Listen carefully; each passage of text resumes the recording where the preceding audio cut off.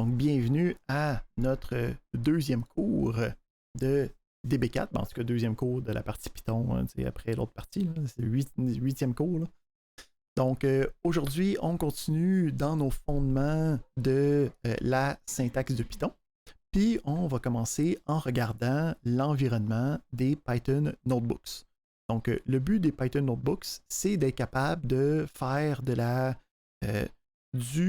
des programmes, donc du code qui va nous permettre de résoudre des problèmes numériques avec des fichiers puis de la science de la donnée. On va avoir aussi de la documentation dans un type de format Markdown qu'on va regarder aujourd'hui un petit peu. Puis il va aussi avoir la possibilité d'avoir de la visualisation qu'on va voir jeudi.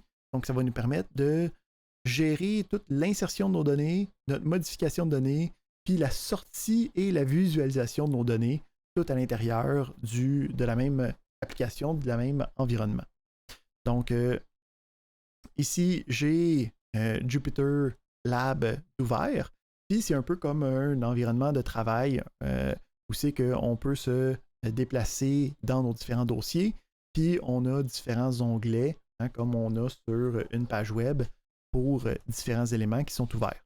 Donc, si j'ai différents fichiers, je peux les ouvrir dans différents onglets. En ce moment, si on ouvre un Python Notebook, on va avoir à l'intérieur des différentes sections de texte, puis des différentes sections de code qu'on va pouvoir exécuter. Donc, qu'est-ce qui est intéressant, c'est que dans les Python Notebooks, tout est généré par cellule. OK? Fait qu'on peut voir ici que quand je clique sur quelque chose, c'est considéré comme étant une cellule. Puis la cellule a deux types. Donc ici, il y en a trois, là, mais nous autres, on a utilisé juste deux. On peut avoir le type code ou le type Markdown. Qu'est-ce qui est intéressant en plus de ça, c'est que contrairement à un programme, où c'est que quand tu parles le programme, il va tout exécuter d'un coup, les cellules sont toutes mutuellement exclusives. Okay? Ça veut dire que quand tu travailles avec l'élément, tu peux juste exécuter le contenu de cette cellule-là. Puis, si je change quelque chose à l'intérieur de la cellule, j'ai juste à réexécuter cette cellule-là. Puis, le nouveau résultat de juste cette cellule-là va être mis à jour. Donc, ça me permet d'avoir une plus grande facilité pour aller modifier juste une partie de mon programme sans avoir à rerouler tous les éléments à l'intérieur. Donc, comment est-ce que ça fonctionne quand j'en crée un nouveau? On va s'en créer un nouveau ici. On peut juste faire un new notebook. Donc, on peut se créer des nouveaux notebooks directement. On veut que ce soit en Python. OK. Puis, on va ici le renommer parce que c'est pas super intéressant ici d'avoir... J'ai oublié de donner un nom intéressant. On va le fermer, puis on va le...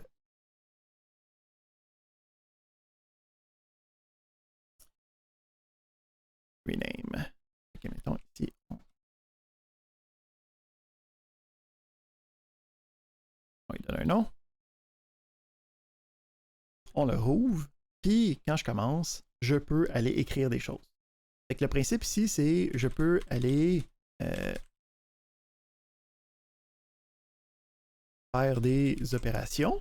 Puis, quand je veux l'exécuter, je peux ici faire le bouton play.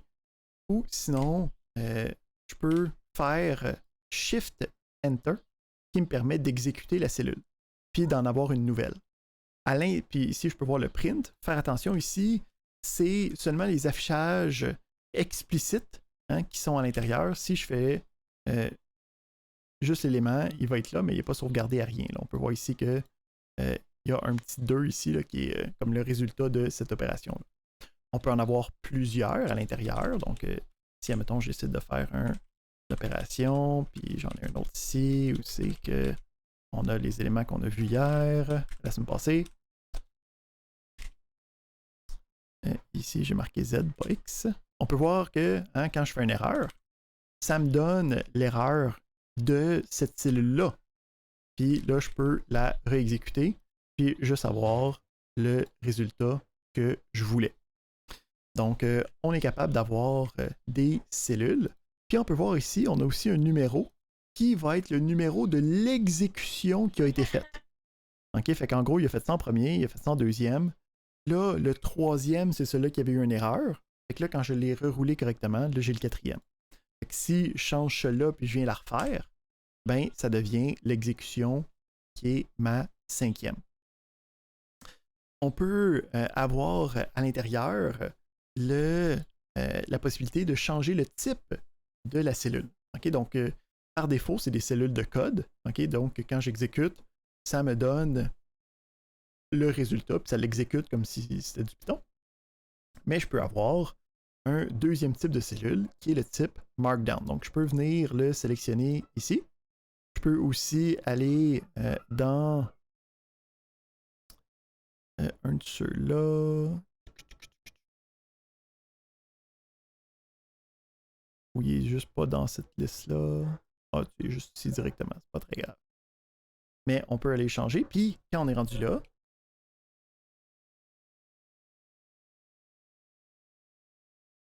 OK, c'est une cellule qui va contenir du texte à l'intérieur.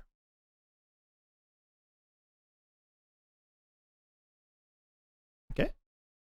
Donc, le principe, c'est d'être capable d'utiliser ce qu'on appelle un formatage spécifique qui s'appelle le Markdown, qui va nous permettre d'avoir un formatage de données, donc pour avoir des titres, pour avoir des tableaux, pour avoir une partie de code à l'intérieur, mais qui va avoir des liens vers une syntaxe simple. Okay? Donc, le principe ici, c'est que c'est un fichier texte derrière avec des balises qui vont me permettre d'avoir un formatage rapide. Donc, pour comprendre comment ça fonctionne, on va aller voir un peu le principe du Markdown. Là. Fait qu'on va aller voir le lien vers la documentation. Donc, Markdown, c'est un standard, okay? Puis il y a des variations du standard, mais il y a pas mal d'éléments qui sont là par défaut. Fait qu'on peut avoir ici des listes, on peut avoir des quotes, on peut avoir des listes ici. Fait que on a une liste d'éléments possibles qu'on peut utiliser pour avoir ces différents formatages-là, mais seulement en écrivant la partie qu'on veut. Donc, ici, si on les regarde rapidement, mettons, j'ai des headings pour des titres. Donc, si je m'envoie ici, je fais une cellule de Markdown, puis je fais un titre. Mais je peux voir que automatiquement, lui, il est considéré comme étant un titre. OK? Si j'utilise 2, ben, j'ai un petit titre qui va me permettre de travailler avec. Puis en plus, ces éléments-là sont reconnus comme étant des points importants. Et quand tu es dans JupyterLab ou dans d'autres environnements, tu peux aller dans la table de contenu, la table des matières, puis aller voir chacune des parties importantes du fichier, puis directement comme sauter dans le fichier où tu veux. On n'a pas juste des titres. On va mettre ça côte à côte pour avoir un petit peu plus facile.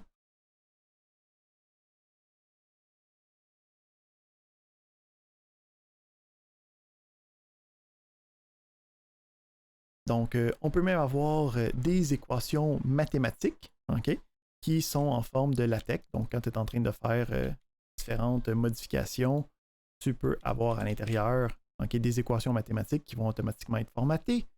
Ce n'est pas des choses que nous, on va utiliser beaucoup, là. Mais qu'est-ce qui est intéressant, c'est qu'on peut aussi avoir des blocs de code, juste pour démontrer des choses à l'intérieur. Donc, je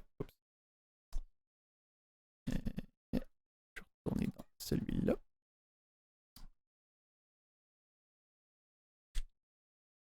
Puis, je peux avoir à l'intérieur des blocs de code qui vont être automatiquement formatés avec le langage. On peut avoir des tables à l'intérieur. OK? Fait qu'on peut voir ici que c'est formaté comme étant une table, mais derrière, c'est juste des caractères standards. Là. Comme si c'était un fichier texte. Donc, on peut changer l'autre cellule en Markdown. Ici, il y a des raccourcis. Là, pour la changer en Markdown, c'est M. Donc, tu peux cliquer dessus, cliquer sur M, ça devient une cellule de Markdown directement.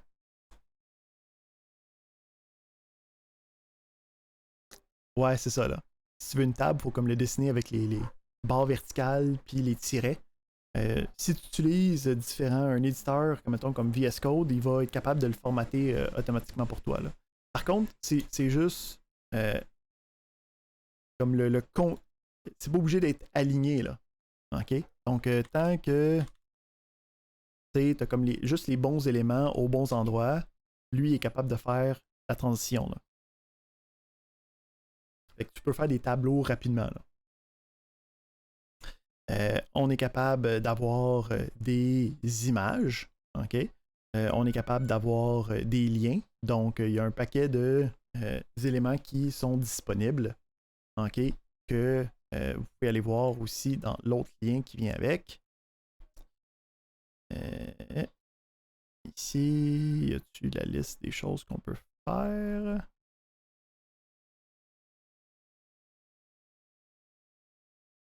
Chose de même. Ici. Fait que ça, c'est un peu la liste des choses qu'on peut faire. On peut mettre des choses en italique avec une étoile. Donc, un mot important. Hein, donc, il est en italique. On peut y aller avec bold. OK? Donc, il y a des liens. On peut avoir des citations. On peut avoir des listes avec des étoiles, des listes numérotées, une ligne verticale. Donc, il y a un paquet de possibilités qui vient avec ça.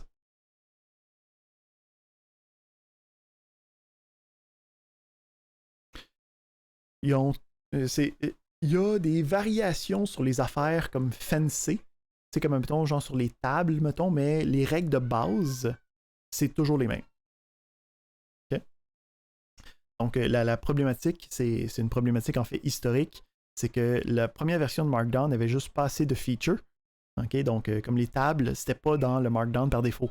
Fait que là, tout le monde s'est basé sur la version commune, mais après ça, chacun a comme peut-être sa propre version étendue, là, tu sais, là. Fait que ça fait en sorte qu'il y a comme différentes versions compétitives, des versions avec plusieurs features de plus.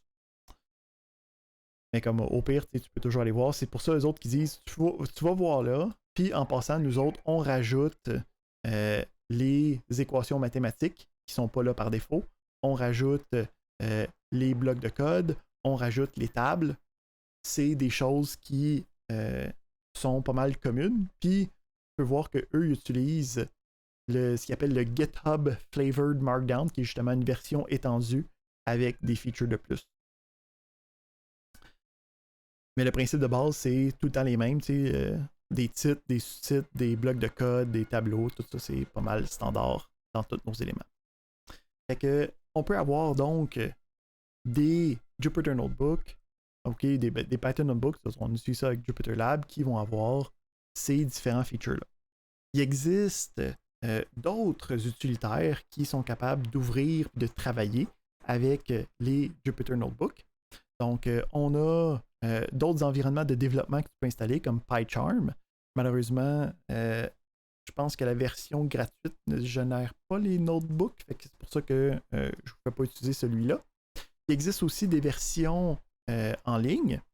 Donc, si on va... Oups. OK, il y a Google Colab, qui est le même principe. Donc, mettons que je prends mon fichier. On s'en va ici. C'est le même principe. Donc, Google Colab, et à collab.research.google.com, ça va être les mêmes éléments. Okay? Donc, les cellules. Okay? On peut voir que lui aussi, le Markdown, il est capable de le représenter, mais on peut voir que d'exécuter les cellules, c'est parfois plus long. Okay? Parce qu'il est en train de l'exécuter sur une machine virtuelle, quelque part dans le nuage. Fait que des fois, ça peut prendre plus de temps pour être capable de gérer nos éléments.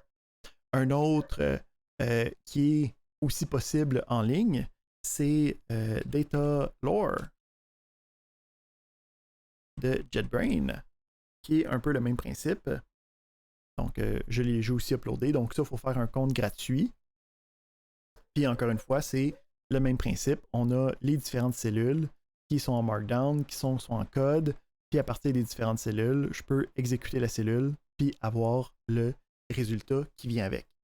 Fait que le principe ici, c'est que nous, on est en train d'utiliser Jupyter Lab pour travailler avec un Python Notebook, mais le principe du Python Notebook est plus large que juste Jupyter Lab. Jupyter Lab, c'est un environnement parmi d'autres pour être capable d'exécuter des Python Notebooks. Puis, dans chacun, on a des cellules. Chaque cellule peut être soit du code, soit du Markdown qui va nous permettre de expliquer, documenter qu'est-ce qu'on est en train de faire en code. Est-ce que c'est clair jusqu'ici? Est-ce que ça va bien? Sur l'environnement de travail, on est good. Excellent. Fait que on a maintenant, puis c'est là-dedans qu'on va travailler pour toute la partie de programmation en Python du cours. Donc, le cours est maintenant là-dessus, fait que vous pouvez le suivre, puis pour tous les exemples, vous pouvez les modifier, puis être capable de toucher aux éléments, travailler avec, tout faire ça d'un coup. Fait que on va regarder aujourd'hui une panoplie de différentes sections, encore une fois, fait qu'on regarde en vitesse accélérée différentes syntaxes, différents concepts du langage de Python. Fait que on commence aujourd'hui, puis on va travailler majoritairement sur des structures de données, puis les fichiers. Fait qu'on va commencer avec le principe de liste. Donc, quand on travaille avec des collections de données, donc d'avoir un paquet de données, un paquet d'informations qu'on veut avoir sous un seul identificateur, sous une seule variable, ce qui s'appelle dans d'autres langages des tableaux ou des arrays. En Python, ça s'appelle des listes.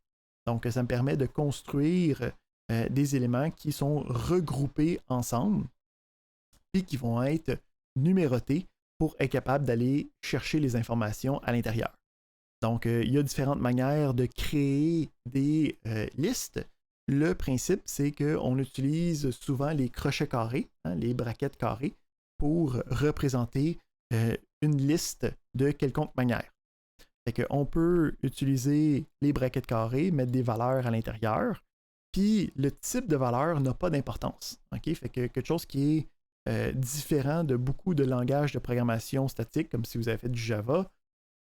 Le principe, c'est je peux avoir dans la liste différents types de données, okay? Que ce soit des valeurs numériques, des valeurs booléennes, des chaînes de caractères, c'est pas un problème.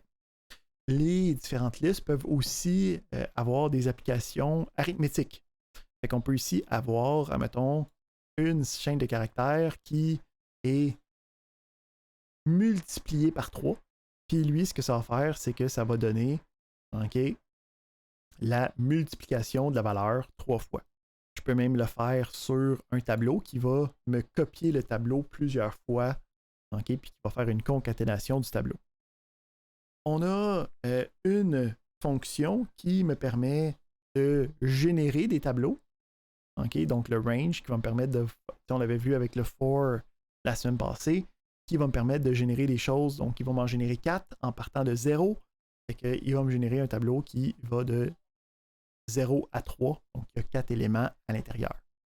Donc, un paquet de manières de faire des listes. Qu'est-ce qui est important de comprendre aussi, c'est que les listes vont être dynamiques. Fait qu'on va pouvoir modifier les valeurs à l'intérieur sans problème.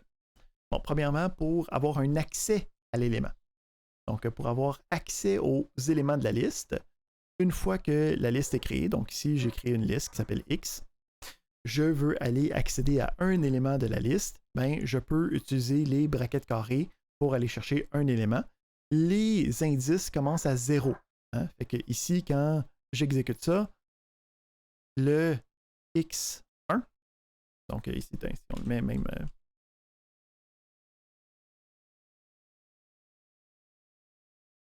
en texte, pour bien le voir. Le X1, c'est 2. Pourquoi est-ce que c'est 2? Parce que la case 0, la case 1, c'est le 2, ça va bien. Donc, on peut aller chercher l'information, puis ça peut être autant une destination d'assignation que une expression que je vais évaluer. Donc, je peux aller chercher l'information, mais je peux aussi aller dire, va-t'en dans cette case-là spécifique, va changer la valeur pour mettre un 4, puis ça va me donner le résultat qui va être modifié. Fait qu'on peut voir ici que x2, avant mon assignation, c'était 5. Après, c'était 4. Si je fais afficher le tableau au complet, ben, je peux voir ici que le 5 initial s'est modifié en 4 à mon deuxième affichage. Les listes sont dynamiques. Ça veut dire que je peux modifier le contenu puis rajouter des éléments à l'intérieur. Donc, en fait, ici, c'est une méthode, c'est pas une fonction. Donc, on a ce qu'on appelle une méthode. Donc, la méthode, ça va venir avec des objets. On va aller voir plus en détail ça ce jeudi, les objets. Mais pour l'instant, ce qu'il faut comprendre des méthodes, c'est que c'est des fonctions qui se rattachent à une variable. OK, ultimement, ça se rattache à ce qu'on appelle un objet, là, mais on n'a pas encore ce concept-là pleinement. Fait que ça se rattache à une variable qui a des fonctions de rattachées. On appelle ça des méthodes. Fait que le principe de la méthode, c'est qu'il faut partir de l'objet, de la variable qui peut faire la méthode. Fait que si on a une variable, si on a un objet qui est une liste, ben, on peut utiliser le point suivi du nom de la méthode. Puis là, c'est comme n'importe quelle autre fonction. J'ai des parenthèses, puis après ça, j'ai différents paramètres d'entrée. Fait que la méthode append me permet de rajouter un élément à ma liste. Fait que si je fais un print, on va dire x avant,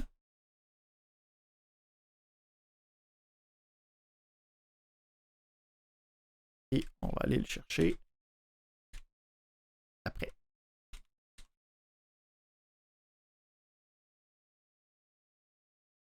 Si j'exécute ça, hein, je peux voir que j'avais la liste. Puis le append, où c'est qu'il rajoute, c'est à la fin. On va voir qu'il existe d'autres méthodes pour pouvoir l'insérer dans le milieu ou à des endroits plus convenables, mais le principe, c'est de comprendre que la liste est dynamique. Okay? On peut la modifier au fur et à mesure qu'on avance dans notre programme. On a aussi la possibilité de faire ce qu'on appelle de la concaténation. Donc la concaténation, c'est un mot fancy pour dire on colle des affaires ensemble. Donc on est capable de coller des tableaux ensemble en utilisant l'opérateur d'addition qui devient un opérateur de concaténation. Donc le signe plus devient un opérateur de concaténation quand les éléments sont des tableaux. Fait que ici, on a le X qui était 4, 5, 3, 7, hein, mais après l'append. Puis on a le Y qui était 1, 2, 3. Ben, ça devient X plus Y, 4, 5, 3, 7, 1, 2, 3.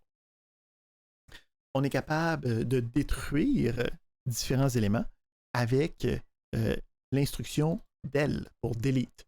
Donc, del me permet de supprimer un élément. Donc, je peux aller sélectionner un élément. On va voir que plus tard, avec le slicing, on peut aller sélectionner plusieurs éléments à la fois. Mais le principe, c'est qu'on peut agrandir le tableau en ce moment, puis on peut rétrécir le tableau dans notre besoin. Fait que ça va arriver très souvent qu'on va avoir des listes, okay, où on fait des éléments qui sont itératifs. C'est quelque chose qui revient extrêmement souvent. Là, tu as une liste d'employés, tu as une liste qui est sortie d'une base de données SQL qui est chacune des lignes. Ben, tu veux être capable de parcourir ces éléments-là. Donc, le principe de la boucle est capable de traiter directement avec tout ce qui est itérable. Donc, qui peut avoir des itérations. Dans le cas d'une liste, ben, il va aller sélectionner chacun des éléments un après l'autre. Okay. Ici, on peut faire le premier élément, c'était 3, c'était 5, c'était 2, c'était 5. Et après ça, on peut aussi trouver la taille de notre liste avec la fonction len pour length, hein, qui me permet de trouver la taille d'une liste ou d'une série d'éléments. Donc, on est capable de parcourir des tableaux facilement avec la book4.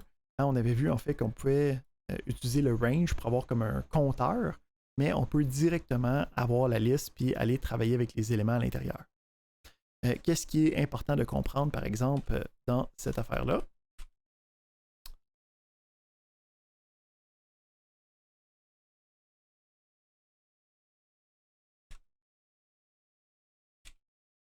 C'est que l'élément que j'utilise quand je suis à l'intérieur de la boucle, ce n'est pas directement l'élément qui est dans la liste. OK? Donc, c'est une copie. Ça veut dire que même si je la modifie, hein, donc, mettons ici, je fais je le mets avant. Hein, ça me dit que le A à chaque fois c'était 8, mais quand je l'affiche à la fin, c'est le tableau original. Il n'a pas été modifié. OK? Donc, quand on fait une boucle avec une boucle for avec un tableau, les éléments sont des copies de l'élément du tableau initial. On va voir qu'on peut ne pas faire ça de différentes manières, mais on garde ça pour dans quelques minutes. Qu'est-ce qui va vraiment être puissant, puis on va voir plus tard que ça s'agence avec d'autres librairies plus complexes, ça va être le principe de découpage de la liste, qu'on appelle en anglais le slicing. Donc le slicing me permet de construire un nouveau tableau à partir de certains éléments de mon tableau initial. Donc le slicing me permet d'utiliser comme indice. Hein, donc quand je veux sélectionner une case spécifique du tableau, j'ai les différents indices. Ben, à place d'avoir juste un indice, ce que je vais faire, c'est que je vais avoir deux indices avec un 2 points à l'intérieur. Comment est-ce que ça fonctionne? Ça va dire, va à partir de lui, va jusqu'à celui-là, mais faire attention, celui-là va être exclu. Okay? Donc ça, c'est quelque chose qui est très, très, très spécifique à Python, là, qui cause beaucoup d'erreurs d'inattention. Là. Donc, quand on fait du slicing, c'est de cette case-là à cette case-là, mais exclusivement. Fait que ça veut dire que celui-là, quelle case il va aller chercher? Il va aller chercher la case 2, la case 3, mais pas la case 4, parce qu'elle est exclue. Fait que ça va aller chercher, hein, ça c'est 0, ça c'est 1, ça c'est 2, fait qu'il va aller chercher 2 et 3, mais pas le reste. Fait que quand je roule ça, je peux bien voir que c'est CD. Puis si je change ça, hein, je peux voir que je peux le faire étendre comme j'ai besoin.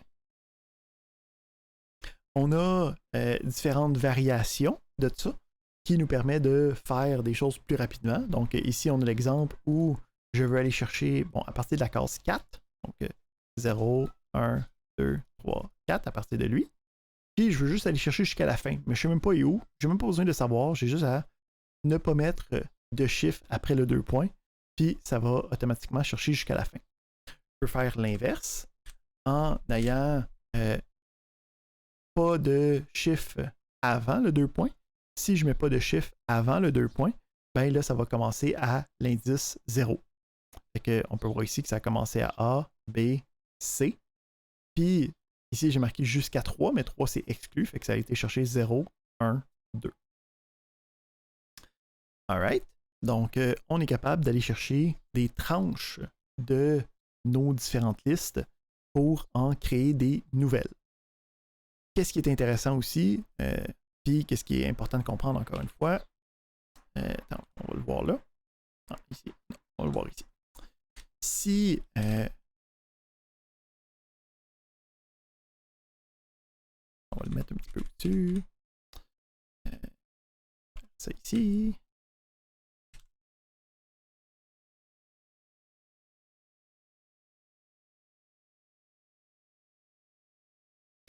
Donc ici, le découpage que j'ai fait, c'était encore une fois une copie.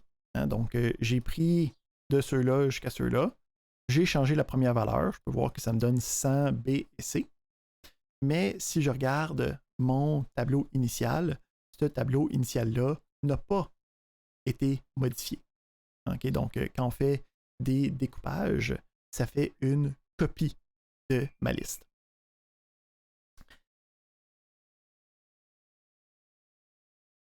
Exact, exact. Donc ici, on peut le voir, j'ai une entité numérique puis des entités textuelles. En Python, ça... Non, non, c'est ça, sinon, s'il se rend de guillemets. Fait que, en Python, les listes sont... Ben, en fait, en Python en général, hein, a du typage dynamique. Fait que les types des choses, lui, il s'en fout un peu. Si ça marche pas, rendu à l'exécution, ça fait juste donner une erreur quand tu exécutes. Ce qui est une force et une faiblesse. OK. Fait que on a parlé que ça fait souvent des copies. Là, on va commencer à parler de quand est-ce que ça fait pas des copies. Donc, un élément important, c'est quand on commence à utiliser des fonctions qui travaillent avec les listes. Donc, on dit que les listes sont passées par référence. Ce que ça veut dire, ça, c'est que ça ne fait pas une copie qui va être discartée par la suite. Un exemple ici où c'est que j'ai une fonction, OK, qui reçoit une liste, OK, que j'ai appelée comme paramètre d'entrée L, parce que je suis lâche. Puis, qu'est-ce que je fais? C'est que je modifie la première case pour avoir la valeur 10. Fait que si je regarde ici, j'ai cette fonction-là. Hein, ça tout seul, ça ne fait rien. C'est une définition de fonction. Fait qu'après ça, j'ai comme le code principal qui crée un tableau, qui appelle la fonction. Puis, une fois que j'ai fait ça, je affiche le résultat de X, puis je peux voir qu'à ce moment-là, la valeur ici a été modifiée. Donc, quand on travaille avec des listes, puis on va voir qu'on travaille avec des objets aussi, c'est passé par ce qu'on appelle par référence, qui va donc avoir un effet sur l'élément que j'ai envoyé. On a... Oui. Ouais. Ouais. Exact. Donc, les fonctions en Python commencent par le mot-clé def, le nom de la fonction, la liste des paramètres, 2 points, puis tout ce qui est indenté va faire partie des instructions de la fonction.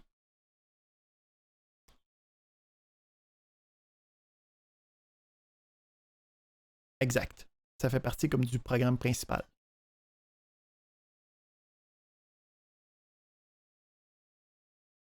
Ce qu'on peut voir, c'est que une fois qu'on appelle la fonction, ça change le paramètre d'entrée. Nous autres, on a envoyé X.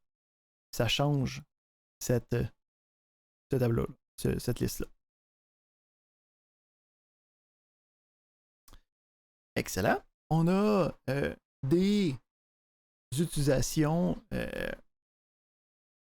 en fait, de la syntaxe spéciale qui me permet de faire des recherches dans des tableaux.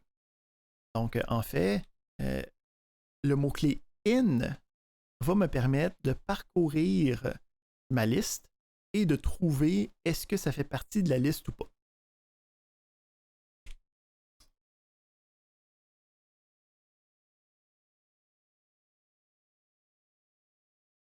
Donc, c'est vraiment comme si c'était une opération, là. OK? Donc, si je fais ça,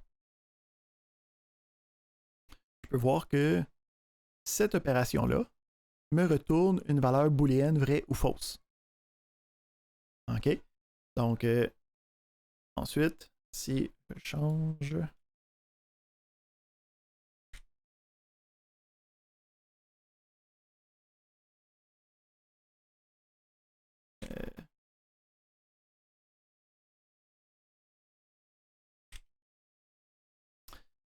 Fait que le quelque chose in quelque chose d'autre me permet de rechercher un élément rapidement sans avoir à faire de boucle, puis de juste avoir le résultat directement. Fait que je peux l'utiliser après ça dans une conditionnelle sans problème pour être capable de parcourir la liste. Donc, on avait vu tantôt qu'on avait la méthode append sur la liste qui me permettait de rajouter un élément. On a une panoplie d'autres méthodes qui me permettent de faire différentes modifications de ma liste. Donc, on a le append, okay, qui rajoute un item. Ici, ce serait plus item.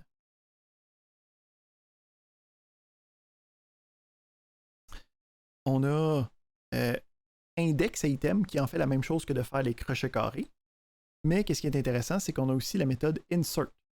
Donc, la méthode insert va me permettre de rajouter un élément à un endroit spécifique dans ma liste.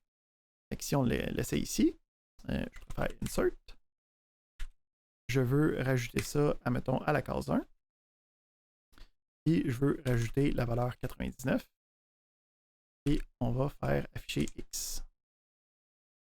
Je ne suis pas capable d'écrire insert correctement. Donc, on peut voir que mon premier print, qui est ici, par rapport à ma liste initiale, qu'est-ce que j'ai fait? J'ai inséré à la première case. Ça veut dire que la valeur que j'ai voulu mettre est maintenant à la case 1, hein, parce qu'on se souvient que ça commence à 0. Donc, à la case 1, j'ai mon 99. Puis, qu'est-ce qui est arrivé avec les autres valeurs? Ben, ils ont été repoussés sur le côté pour être capable de garder la place. Donc, on peut voir ici, ça décale les autres éléments. On a aussi des fonctions qui vont changer l'ordre des éléments.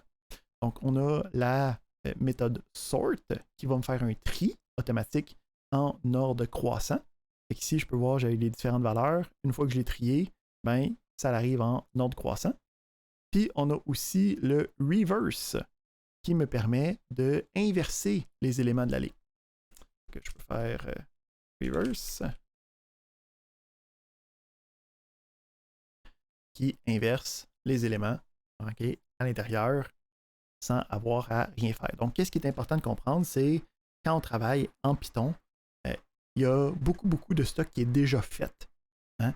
Donc, le meilleur outil, là, hein, quand on travaille en programmation, c'est de rechercher sur Google. Fait que je ne me souviens plus comment trier des choses. Fait que Python, sort, list. OK? Fait que je peux voir ici, j'ai une méthode sort.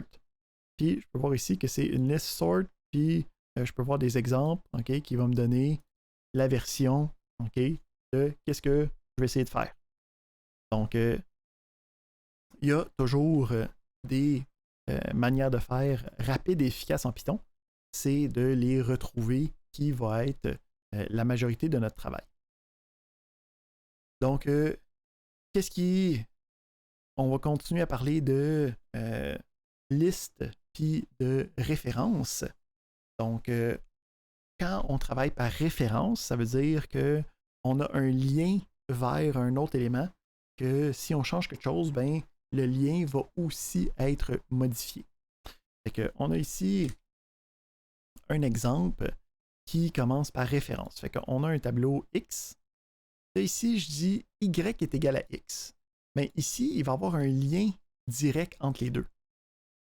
Okay? Ce que ça veut dire que si je change quelque chose dans X, ici, si je regarde, j'affiche Y, mais la valeur va quand même avoir été modifiée. Okay? Ça veut dire qu'en ce moment, X et Y, c'est le même élément commun entre les deux. Il y a deux noms, mais c'est un élément commun entre les deux. Mm-hmm.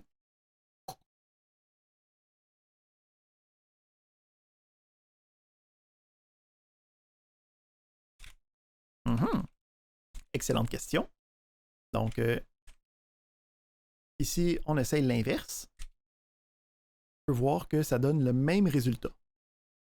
Pourquoi? Parce que la liste, okay, en mémoire, il y en a juste une. Mais dessus, j'ai deux étiquettes qui est sur la même liste. Fait que je change l'un ou que je change l'autre, ça change la même liste.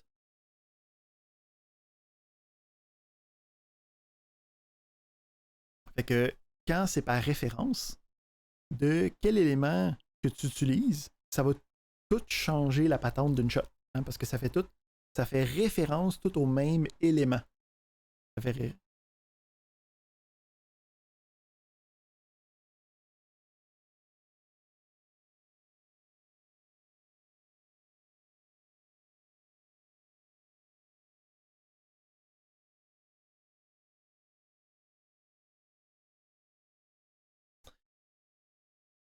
ouais, ben, il n'y a pas de devinage.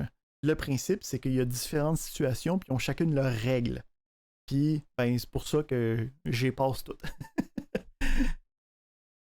Puis effectivement, par exemple, ça je te le donne, c'est comme les raisons pourquoi derrière c'est ça.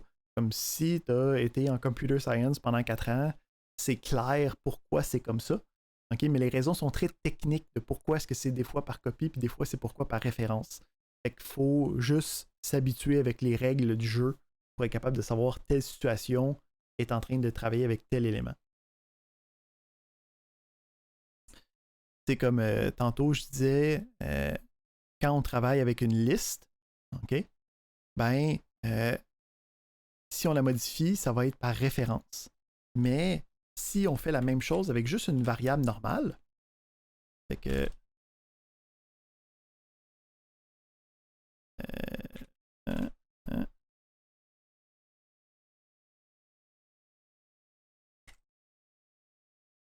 là, je fais A égale à 99, modif var de A. Là, je fais print de A.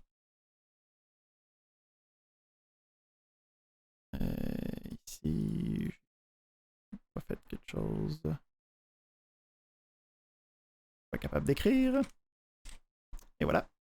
Donc, si je regarde, j'ai fait la même chose ici que j'ai faite là. Mais là, j'utilise une variable directement. Hein, donc, je mets la variable à 99, j'envoie la variable 99, elle est modifiée à 10. Mais quand j'utilise une variable normale, quand j'utilise une fonction, c'est par copie, ce n'est pas par référence. C'est pas par valeur. Fait que le A reste à 99 quand c'est une variable tout seul. Fait que c'est ces genres de situations-là qu'il faut s'habituer là, pour pas avoir de surprise. Ouais.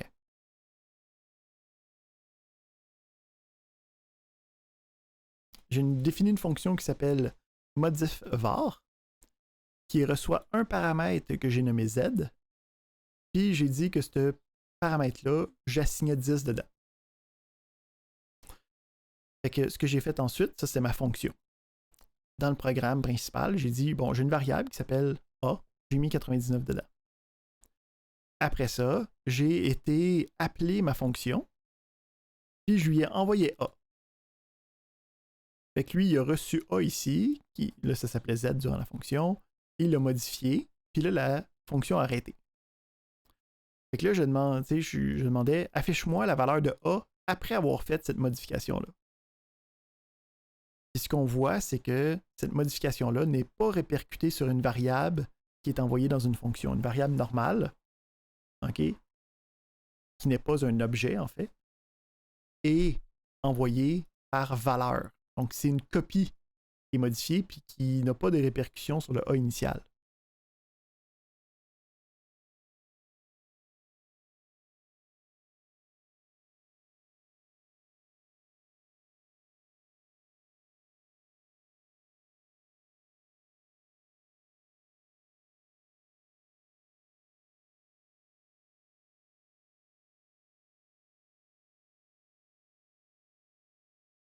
Oui, pour les objets, c'est ça qu'on va regarder là. Fait qu'on retourne où c'est qu'on était rendu. On est capable de faire des copies de listes. Fait que ce que tu peux faire, c'est faire une copie. On a une méthode copie qui va me permettre d'avoir une copie qui ne sera pas la même que l'élément initial. Fait que si on voudrait modifier notre version ici, ce qu'on pourrait faire, c'est dire fais-toi une copie de toi-même. Comme ça va modifier la copie. OK, ou si on veut le faire plus explicite.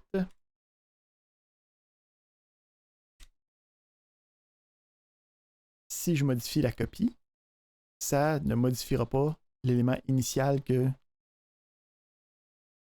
j'ai utilisé.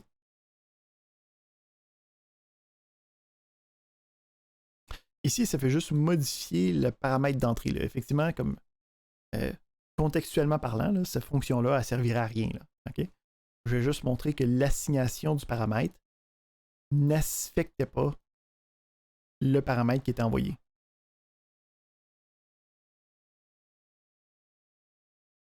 Non, non, c'est ça. Là. Cette fonction-là est complètement bidon, là, est purement académique.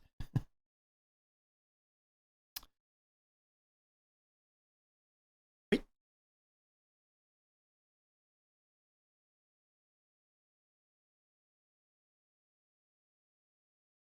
Ben, dans ce cas-ci, le paramètre d'entrée, okay, X dans notre cas, n'aura pas de modification.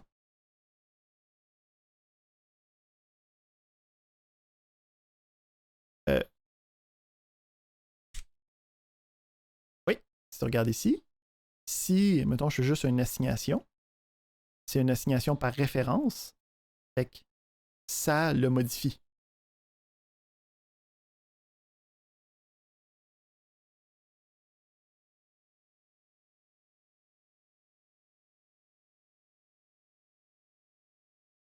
Mhm.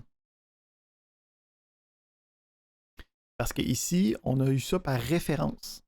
Donc, quand c'est par référence, ça a un lien direct avec qu'est-ce qu'on est en train de travailler. Ouais. Ici, oui, ben c'est la même question que vous posez les deux, là. Ici, le principe, c'est que celui-là, OK, travaille sur une variable normale avec juste une information à l'intérieur. Lui travaille avec une liste qui est un objet. Donc, c'est le fait que ce soit une liste que ça fait que c'est par référence dans des fonctions.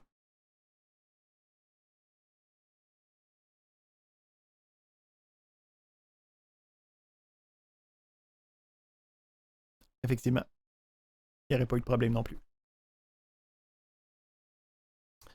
Fait qu'ici, pour revenir, on fait le copie et ça nous fait le 351. Super. Fait que ça fait pas mal le tour initial du principe de liste. On va aller voir son petit cousin qui est le tuple. Donc, le principe du tuple, c'est tout ce qu'une liste est capable de faire à une différence près. Okay? Fait que là, c'est le principe d'une collection, c'est le principe d'avoir plusieurs éléments qui sont regroupés ensemble. C'est le même principe qui sont numérotés en commençant par 0. On peut aller chercher les différents éléments de la même manière.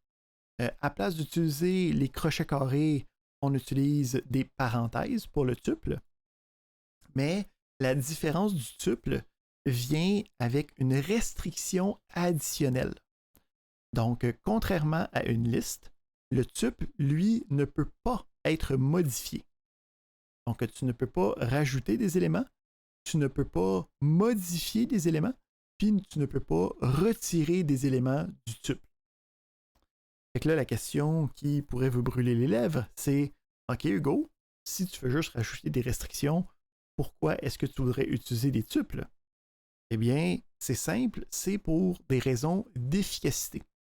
Donc, le fait que ça soit immuable, okay, le fait que tu ne peux pas le modifier, fait en sorte que les différentes opérations deviennent beaucoup plus rapides et beaucoup plus efficaces. Donc, c'est un concept avec lequel il faut être particulièrement syntonisé là, en mégadonnées, parce que puisqu'on fait les opérations des centaines de milliers, des milliards de fois, okay, d'avoir une version optimisée de nos opérations est extrêmement importante. Donc, le principe de tube va être important. À chaque fois qu'on peut avoir une information qui est statique, à la place de la mettre dans une liste, on va vouloir le mettre dans un tuple. Puis, tout ce qui est capable d'utiliser des listes est capable d'utiliser des tuples tant qu'il n'y a pas de modification au dit tuple. Mais autrement, ça marche de la même manière.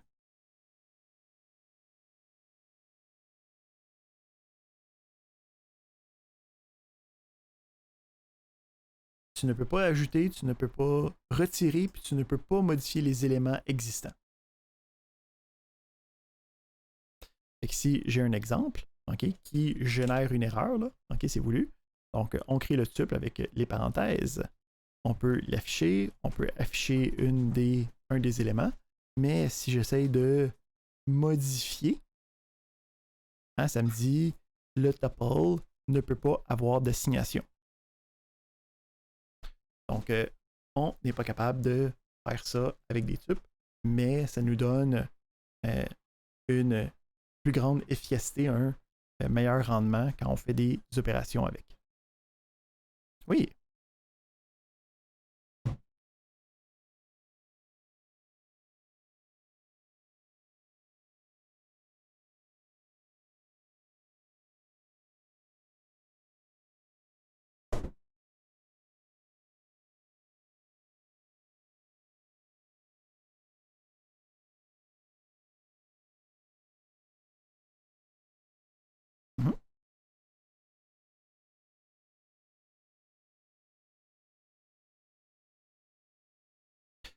oui, tu peux reconvertir les éléments sans problème. Si on veut, admettons, je peux avoir ici, avant l'erreur, on va la mettre en commentaire pour l'instant. Si, admettons, j'ai comme un paquet de tubes, puis là, j'en ai comme un important que je veux garder, puis je veux modifier. Là. Je peux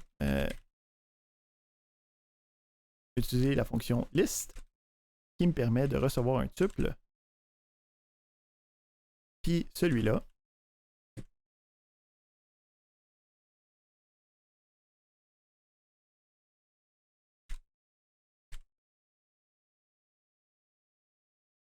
va être capable d'être modifié. Donc, tu es capable de les convertir l'un en l'autre.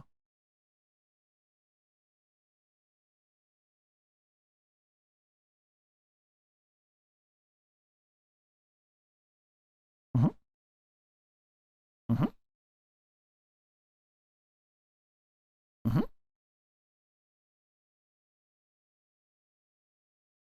Quel genre d'opération?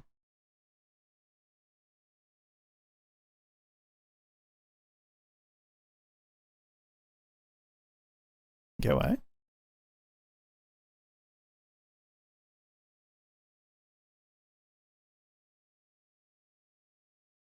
Ouais.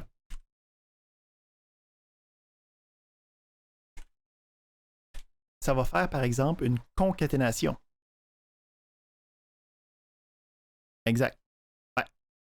Ça va t'en créer un nouveau. Ça va pas changer ceux-là. Hein.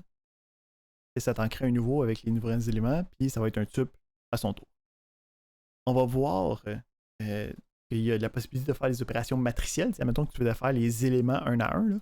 Mais ça prend, pour faire ça de manière facile et conviviale, ça prend des librairies additionnelles qu'on va regarder de manipulation de données jeudi. Alright. On est capable de travailler avec des listes ou des tuples, en fait, des collections qui sont considérées de multiples dimensions. En fait, ça va être des listes de listes. Hein? Donc, le principe, c'est que j'ai une première liste hein, avec mes crochets carrés. Dans cette liste-là, il y a deux éléments. Hein, j'ai un crochet carré, une parenthèse, une virgule, un crochet carré. Puis j'ai deux éléments, mais les éléments, c'est des listes à leur tour. Fait que mon premier élément de comme mon gros de ma liste principale, c'est une deuxième liste. Fait que, habituellement, ce qu'on va faire, c'est que les éléments principaux, ça va être considéré comme étant des lignes. Chacune des lignes. Puis après ça, à l'intérieur, ça va indiquer les valeurs de chacune des colonnes de cette ligne-là. Fait que ça représente ici comme le tableau de deux dimensions, 1, 2, 3, 4, 5, 6. Hein, parce que ça, c'est ma première ligne. Ça, c'est ma deuxième ligne. Ensuite, on peut aller travailler dans ces tableaux-là en,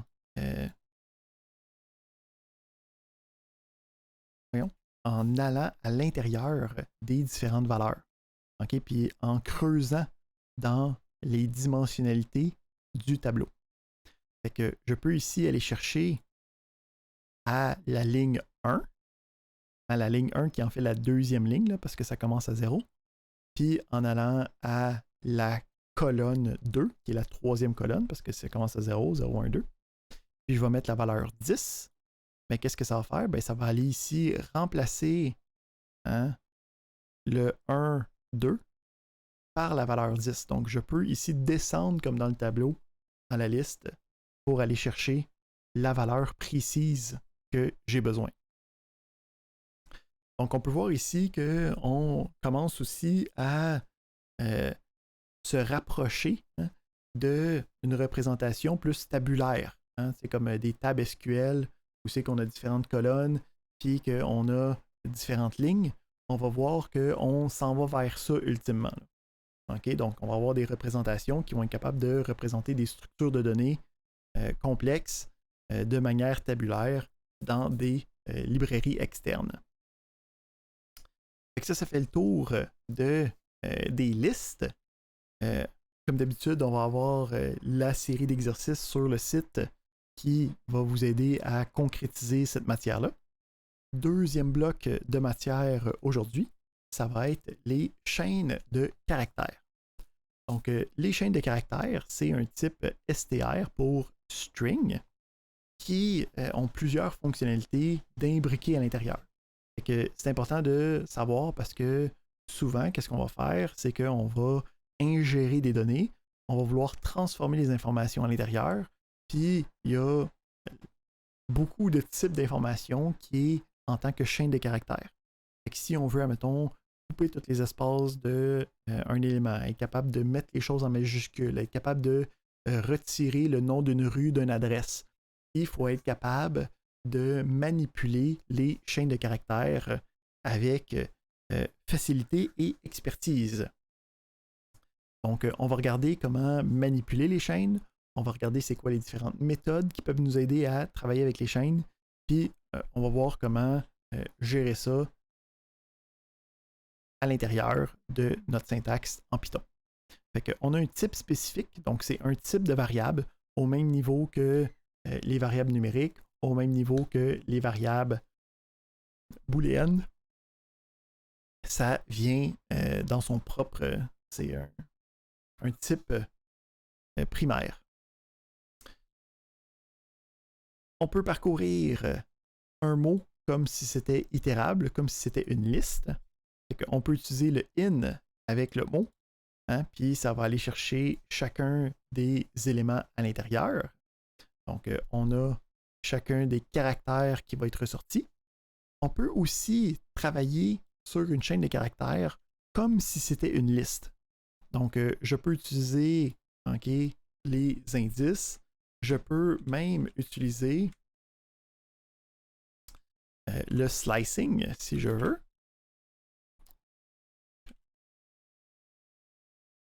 OK? Donc, ça va chercher à partir du caractère 1 jusqu'au caractère 4 exclu. Hein, on n'oublie pas que c'est exclu. Fait que 0, on ne le prend pas. On prend le caractère 1, le caractère 2, le caractère 3, puis pas le caractère 4. Fait qu'on peut voir ici que ça me donne le alu dans salut.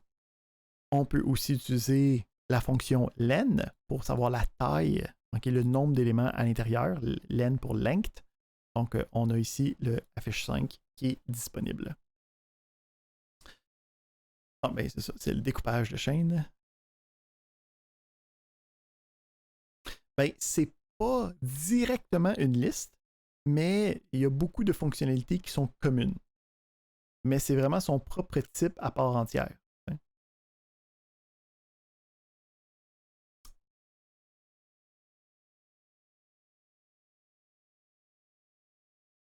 Oui, c'est ça. Il y a beaucoup de choses qui sont communes. Mais on va voir que, en gros, c'est comme une liste supercharge. On va voir qu'il y a des opérations additionnelles, des méthodes additionnelles qui appartiennent seulement aux chaînes de caractères. Fait que, encore une fois, pour continuer dans la lignée de c'est très semblable aux listes, on peut faire de la concaténation. Okay? Un élément qu'on ne peut. C'est un autre élément. Si j'essaye.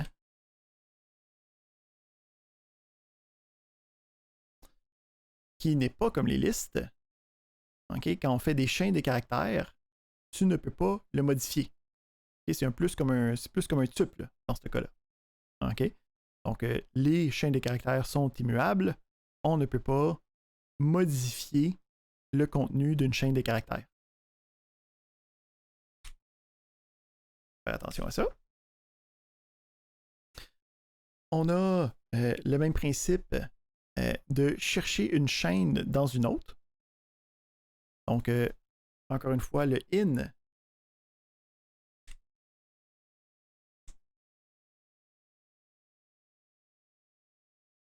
Si je reprends ça,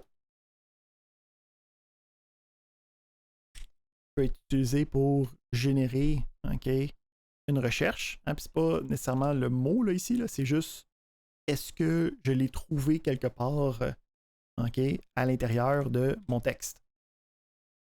Si j'ai quelque chose qui a d'allure, que je ne retrouve pas, ça me donne faux. Donc le in me permet de trouver un élément dans une autre séquence, indépendamment de ce qui se passe. Il n'y a pas de de distinction de mots, des choses comme ça, là. OK, c'est vraiment juste, je cherche la chaîne à l'intérieur, est-ce qu'elle est quelque part, comme si c'était des éléments ensemble. Il y a une panoplie de méthodes. OK, puis c'est vraiment là que on fait des distinctions intéressantes. Dans les chaînes, on va avoir un paquet d'éléments qui va déterminer des conditions, des caractéristiques de la chaîne. Donc, on a des is quelque chose.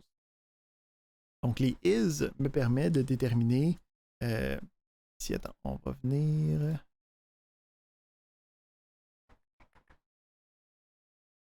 Je veux.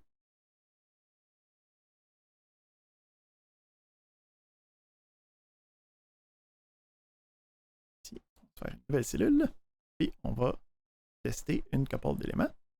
Donc, si je fais une chaîne de caractères, donc chaîne, mettons, je dis allô, ben, je peux dire, je print de chaîne.isAlpha, ça va me donner true, en disant que tous les caractères sont alphabétiques.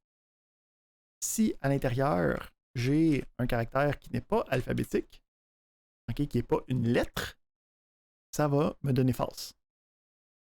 Okay, donc, tous les caractères doivent être la même chose. Donc, même principe, si après ça, je peux isAlpha, ça ne fonctionne pas, mais si je change ça pour isDigit, hein, je peux voir que c'est tous des caractères numériques. En passant ici, là, j'ai fait une variable intermédiaire, là, mais je peux directement avoir la chaîne point la méthode. Okay, donc, on est capable d'avoir directement l'évaluation de la chaîne directe, point la méthode, c'est aussi possible. Donc, on a après ça is, mettons, space. OK. Il faut que ça soit tout des espaces à l'intérieur. Donc, un paquet de méthodes de détection. On a ensuite des modifications de la chaîne. Puis là, ici, ça, c'est un autre élément intéressant.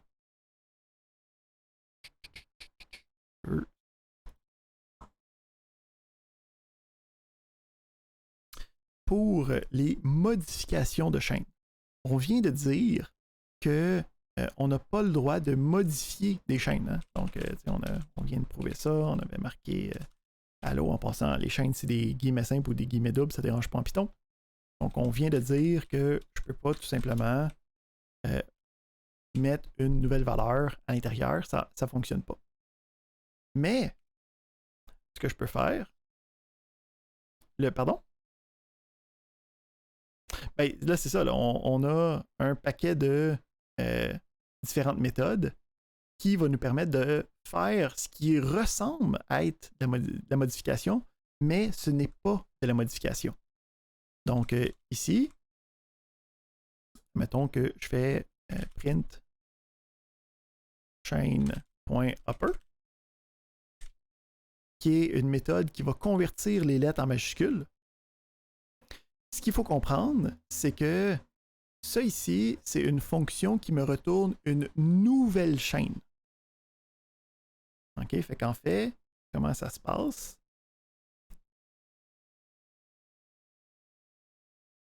C'est qu'on a une nouvelle chaîne, mais si on regarde l'ancienne n'a pas été modifiée. OK? Donc, quand on travaille avec des chaînes de caractères, toutes les modifications, je mets ça en air quotes, c'est pas des modifications. C'est des fonctions qui créent une nouvelle chaîne modifiée par rapport à ce que j'ai demandé.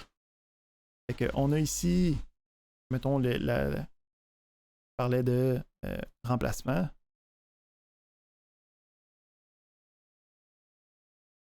C'est ça, là. C'est une nouvelle variable complètement.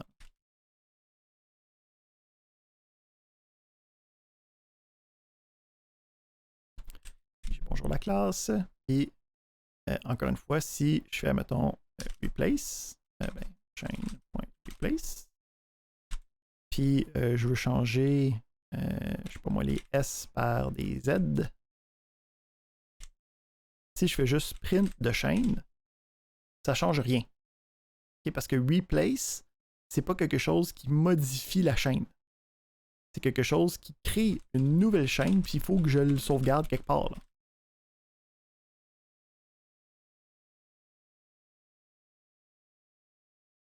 Comme ça. Puis là, la nouvelle chaîne, elle, va avoir les versions modifiées. Fait que, oui, on a des méthodes de modification, des méthodes de remplacement puis de recherche aussi. Hein, donc, on peut retourner les indices.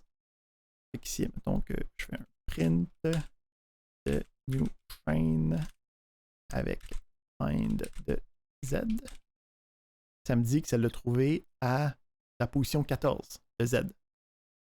On peut voir 0, 1, 2, 3, 4, 5, 6, 7, 8, 9, 10, 11, 12, 13, 14. Puis si je cherche des choses qui n'existent pas, ça me retourne moins 1. Donc, il y a plein de méthodes qui me permettent de trouver des choses, mais c'est jamais une modification. Ça va toujours être une création de nouvelles versions qui va avoir les modifications à l'intérieur.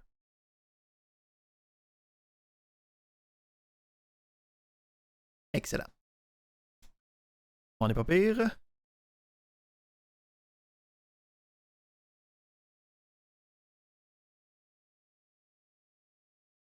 Juste un instant. Lorient, vas-y, on va avoir...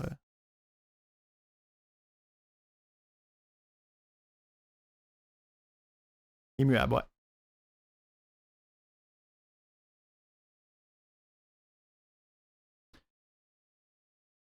Ben, oui, en fait, c'est aussi un objet, puisqu'elle a des méthodes.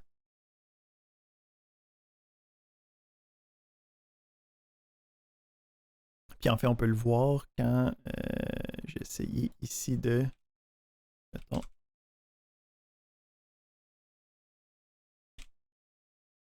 elle dit ici, c'est un objet de type str.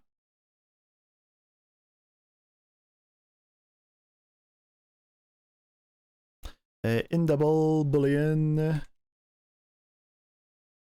In double boolean. Il y a char, qui est comme en dessous des str, mais nous autres, on les utilise pas vraiment. Ah, tu vois, les strings sont considérés comme étant des types primitifs en Python. Ah, fun times. Fait que c'est des objets, mais c'est en même temps des types primitifs. Ouh!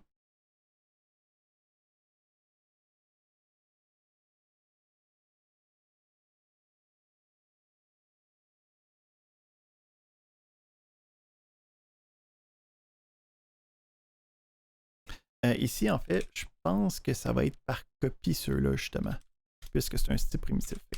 Donc, je fais... en fait, ça ne me donne rien, je ne peux pas le modifier.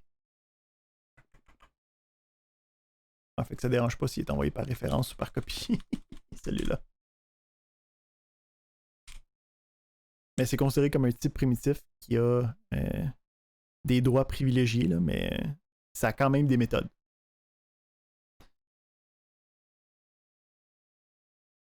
Non, non, c'est ça.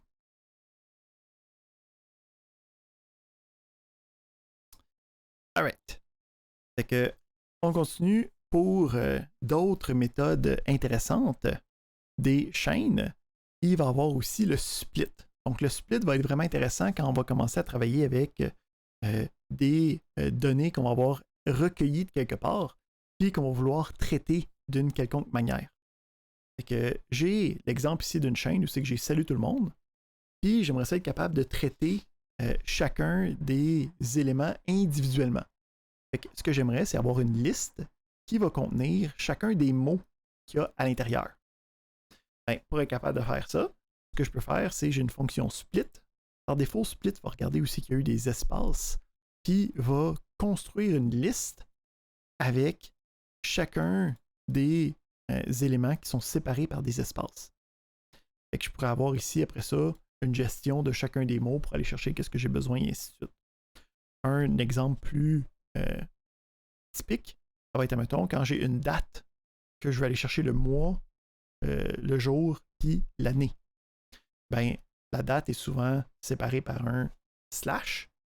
Je peux utiliser split avec comme paramètre d'entrée le séparateur que je veux utiliser, puis ça va automatiquement me donner une liste avec les différentes valeurs.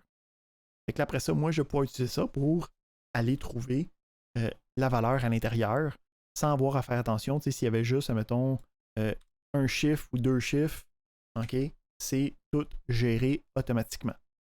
Donc, on commence à être capable d'aller chercher des informations, puis on va vouloir les manipuler d'une manière qui est intéressante pour nos problématiques.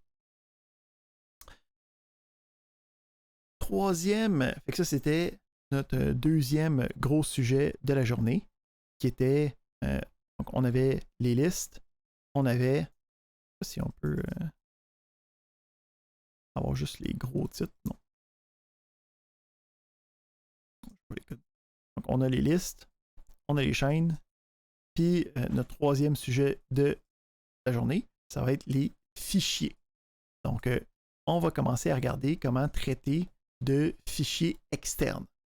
C'est comme le début de notre discussion qui va s'étendre jeudi pour aller traiter sur des fichiers structurés. Okay? Donc des fichiers avec une structure donnée, comme des fichiers Excel. On va commencer à regarder des fichiers structurés ce soir, là, si on a le temps, dépendamment de à quelle vitesse je file. Donc pour les fichiers, par défaut, on a une gestion de fichiers externes, hein, donc qui vont être dans le même dossier dans lequel on est en train de travailler. Puis, il va falloir être capable d'interagir avec ces fichiers-là, être capable d'aller écrire dans les fichiers, être capable d'aller lire dans les fichiers. Hein, encore une fois, dans le même principe d'acquisition de données, on va avoir le principe de extraction du E pour aller charger notre fichier, pogner l'information. Après ça, là, on vient de voir un paquet de possibilités pour faire la modification, la transformation, le T. Puis après ça, on va pouvoir réécrire le fichier, le L, le load, pour être capable de comme, sortir notre version modifiée. Ça fait notre cycle de vie de acquisition de données, notre ETL. Fait que là, ce qu'on va regarder par défaut, il y a deux types de fichiers. Nous, on va pour l'instant vraiment se focusser sur les fichiers de type texte parce qu'on va voir que la majorité des fichiers structurés sont basés là-dessus. Donc, on va être capable de travailler avec ça. Donc, les fichiers texte qui sont basés sur les codes ASCII qui sont capables d'avoir des représentations textuelles. Donc, ici, un fichier .text, c'est que je peux écrire des choses à l'intérieur, là, puis le sauvegarder. C'est un fichier texte, il n'y a aucun formatage, il n'y a rien d'autre que des symboles textuels. Fait que la première chose qu'il faut comprendre quand on travaille avec les fichiers, okay, en général en Python, là, même si ce n'est pas des fichiers texte, ça va être le principe d'un objet fichier. Donc, quand on travaille avec la gestion de fichiers de manière générale en programmation, ça va toujours se faire en 3 étapes. La première étape, ça va être d'aller chercher le fichier puis de l'ouvrir dans mon programme. Okay? Donc, c'est là que tu vas mettre le chemin d'accès, tu vas mettre le nom du fichier, puis tu vas dire comment je veux traiter le fichier. Est-ce que ça va être en écriture? Est-ce que ça va être en lecture? En gros, les paramètres de configuration de qu'est-ce que je veux faire avec ce fichier-là, puis c'est quel fichier. Mais ça va être la seule fois que tu vas lui donner le chemin du fichier. Ce que lui va faire, il va avoir une fonction spéciale d'ouverture, puis cette fonction spéciale-là va te retourner un objet, va te retourner un élément que tu vas pouvoir mettre dans une variable, puis cet élément-là, c'est cet élément-là que tu vas utiliser dans toutes tes autres méthodes, dans toutes tes autres interactions avec ce fichier-là. Donc, le fichier, on l'ouvre une fois au début de notre transaction. On va aller à l'intérieur, on va aller lire dans le fichier, on va aller modifier les éléments. Donc, on va aller travailler avec le dit fichier. Mais ça va se faire par l'intermédiaire de ce qu'on appelle un objet fichier. Puis une fois qu'on va avoir terminé de travailler avec cet objet fichier-là, ce qu'on va faire, c'est qu'on va refermer le fichier. On va dire, OK, j'ai fini de travailler avec. On peut le relâcher avec, dans ce cas-ci, les fonctions de fermeture, les fonctions de close du fichier. Fait que ce principe-là est généralisé. Donc, à chaque fois qu'on travaille avec des fichiers, on l'ouvre, on travaille dedans, on le ferme. Quand on va travailler avec des fichiers texte, ça va être très, très, très clair. C'est chacune des étapes. Il va y avoir la première étape avec la fonction open. Donc, ça va ouvrir le fichier, hein, ça le dit bien. On va avoir différentes méthodes de modification, de lecture du fichier, dépendamment de ce qu'on veut faire avec. Et finalement, on va avoir le close qui va me permettre de relâcher le fichier puis d'avoir terminé avec dans mon programme. Il faut toujours ces trois étapes-là à chaque fois qu'on travaille avec des fichiers. On va commencer avec l'ouverture du fichier. Pour l'ouverture du fichier, on a la fonction open qui me permet d'ouvrir mon fichier. La fonction open a besoin de minimalement 2 paramètres. Okay, donc, premièrement, quand je dis minimalement,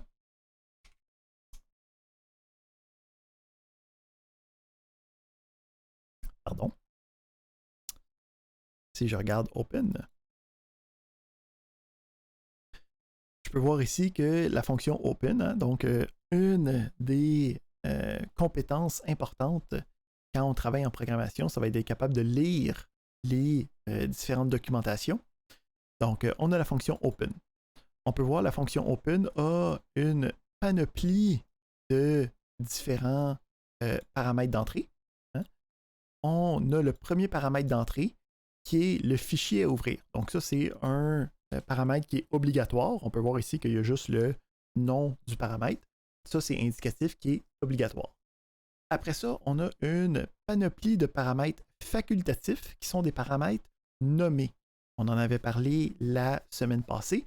Les paramètres nommés, je peux soit les mettre dans le même ordre ou sinon je peux utiliser le nom du paramètre puis avoir ma version de qu'est-ce que je veux mettre dans ce paramètre-là.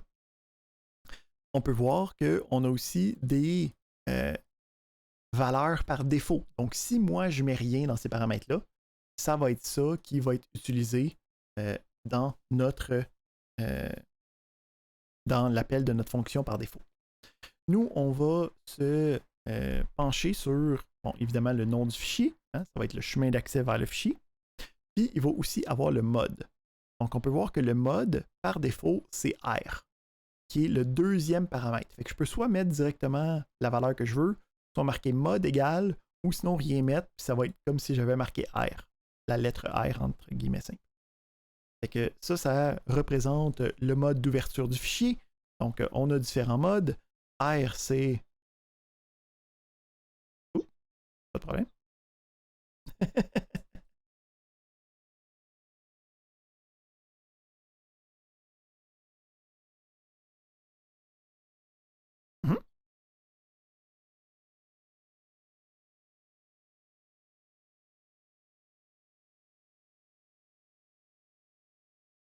Exact.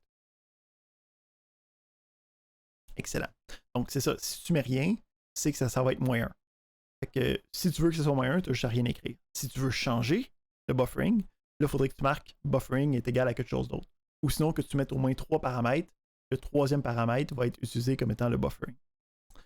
Fait que on va faire quelques exemples avec le mode dans quelques instants là, de paramètres nommés ou pas.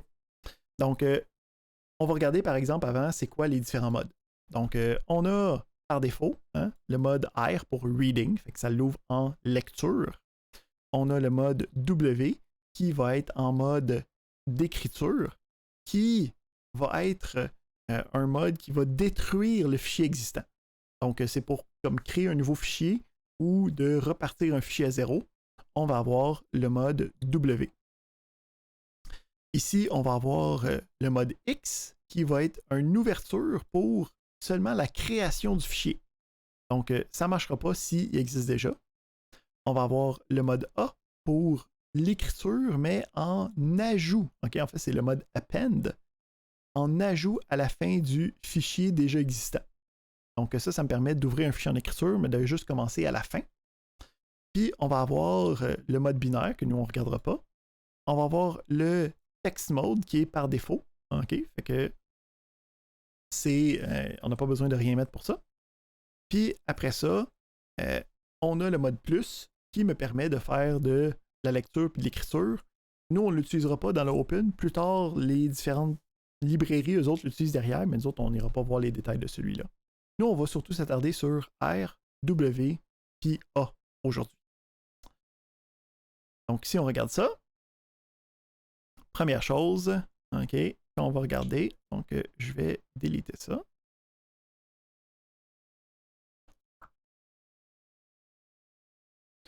Fait que je peux voir ici que je vais utiliser le Open. Je vais mettre le nom de ce que je veux avoir. Puis, j'utilise le W pour le mettre en mode écriture. Fait que, je fais ça. Je l'exécute. Qu'est-ce qui se passe? Le fichier a été créé. Donc, quand je me mets en mode d'écriture, si le fichier n'existe pas, le fichier va être créé automatiquement. Okay? Donc, quand on est en train de vouloir créer quelque chose, d'écrire quelque chose, s'il n'existe pas, on va le créer. Si on est en mode lecture, okay? On voit en ce moment que ça fonctionne parce que le fichier existe déjà. Mais si, admettons, je délite le fichier, je vais voir que le open, OK, il y a eu une erreur. Ça me disait no such file or directory, mon fichier .txt. En passant ici, on peut voir qu'on utilise en deux paramètres. Si on regarde les deux paramètres, le premier c'était le nom du fichier, le deuxième ça va être le mode. Ben, je peux ne rien mettre. Hein, ça me donne la même erreur hein, parce que c'est en mode de lecture. Ou sinon, je peux aussi écrire mode avec la valeur. Puis je peux voir que ça me recrée mon fichier. À partir de maintenant, je peux avoir mon R qui va aussi fonctionner parce que le fichier est déjà existant. Hein, mais là, ici, on peut voir les différentes versions de paramètres nommés. Hein, donc, je peux soit mettre le nom, puis là, je pourrais le mettre dans l'ordre que je veux après ça. Là, ici, si je mets ça directement, c'est que je sais que dans l'ordre des paramètres, le mode, c'est le deuxième. Si je ne veux pas faire attention à ça, je peux directement décider de mettre l'information à l'intérieur. On a toujours la boucle principale.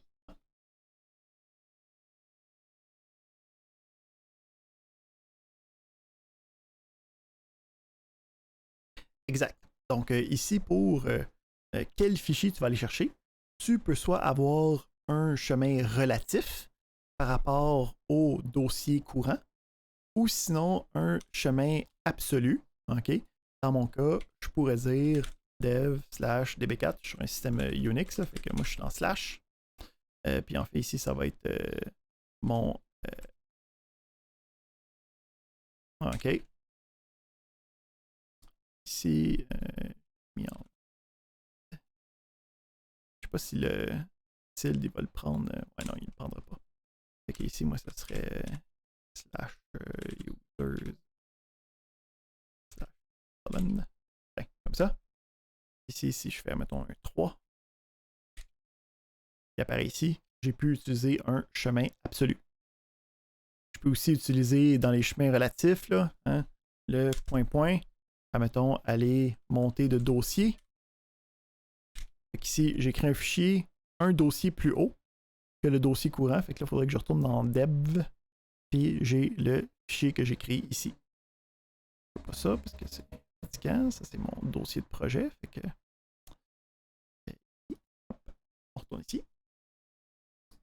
Et je peux créer tous les fichiers, soit avec un chemin relatif par rapport au dossier courant, ou sinon un chemin absolu, dépendamment là, de ton système. Là, tu peux utiliser C2 slash et ainsi de suite quand tu es sur Windows. Donc, hein, le principe fondamental, j'ouvre et je ferme. Fait que ouvrir, c'est une fonction qui est toujours disponible. Ça me retourne une variable. OK? Fait que ici, c'est moi qui donne le nom. Là, hein? c'est comme n'importe quelle variable, là, dans toute la nomenclature, puis par convention, on utilise le nom file habituellement, mais c'est pas obligatoire. OK, donc ici, on a je vais l'appeler mon fichier, ça marche tout aussi bien. Puis une fois que lui, il va être ouvert, ça va être avec lui qu'on va avoir la gestion du fichier, on va voir ça un petit peu plus tard, dans quelques instants. Mais toujours, une fois que j'ai fini d'interagir avec mon fichier, il va falloir que j'utilise la méthode close. Hein, donc c'est une méthode, donc ça va être sur le fichier lui-même. Fait que j'ai pas besoin de paramètres d'entrée parce que ça me dit c'est quoi le fichier que je veux arrêter de travailler avec.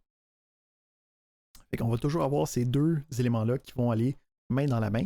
Puis entre les deux, ben là, on va avoir des méthodes qui vont me permettre de faire des choses intéressantes. Fait qu'est-ce qu'on peut faire pour être capable d'avoir de l'écriture de fichiers? Ben, la méthode la plus simple, c'est la méthode write. Fait que je viens de faire mon fichier. Si je m'en vais voir à l'intérieur de celui-ci, ben, je peux voir que j'ai allô, salut, bonjour. Je peux voir ici que le write par défaut a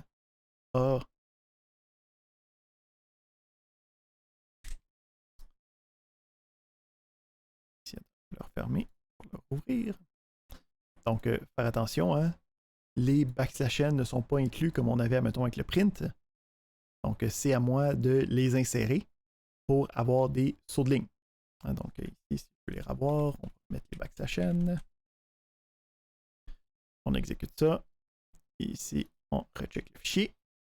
Et je peux voir que j'ai mes différents sauts de ligne jusqu'à ma dernière ligne qui est vide. Encore une.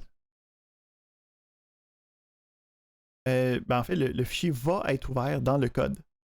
Hein, le fichier, je peux l'avoir de. Si j'en crée un nouveau, il n'était pas ouvert. Là. Il a été créé, j'ai écrit à l'intérieur, puis après ça, j'ai fermé le fichier, puis le fichier était maintenant existant sur mon disque. Est-ce que ça répond à ta question? Parce que je ne suis pas certain de c'était quoi exactement. Donc, on avait le mode W hein, qui écrase le fichier. Si je me mets en mode A, ben qu'est-ce qui va arriver? C'est qu'à chaque fois que je le roule, là, j'ai roulé une fois, de plus, ça rajoute à. Je les réexécute, ça le rajoute une fois de plus. Donc, à chaque fois que je mets en append, hein, je clique sur play, play, ben, il va se faire plein de fois de suite. Donc, on a le mode append, on a le mode write qui me permet de écraser le fichier, je perds tout, puis je repars du début. Super. On va ensuite regarder le principe de lecture du fichier. Donc, une fois que j'ai un fichier déjà existant avec des éléments à l'intérieur, je peux commencer à aller lire les éléments dans le fichier. Donc, on peut aller lire le contenu d'un coup avec read, si on veut. Attends, on va même se le faire. Ici.